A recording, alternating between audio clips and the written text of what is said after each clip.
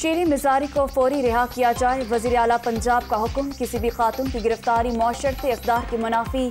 अगर गिरफ्तारी नागुज़ीर है तो तफ्तीश और तहकीकात के नतीजे में कानून अपना रास्ता खुद बनाएगा। हमजा शहबाज के अहकामात एंटी करप्शन हुक्काम को मौसूल।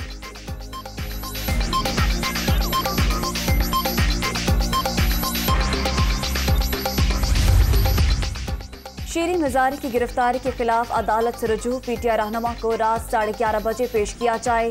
ईमान मिजारी की दरख्वास्त पर इस्लामाबाद हाई कोर्ट का हुक्म।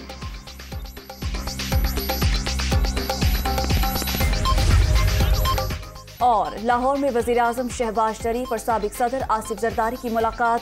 मुल्क की सियासी सूरत हाल और इत्तेहादी मामलात पर तबादला ख्याल। पंजाब में नंबर गेम के हवाले से भी मुशावरत।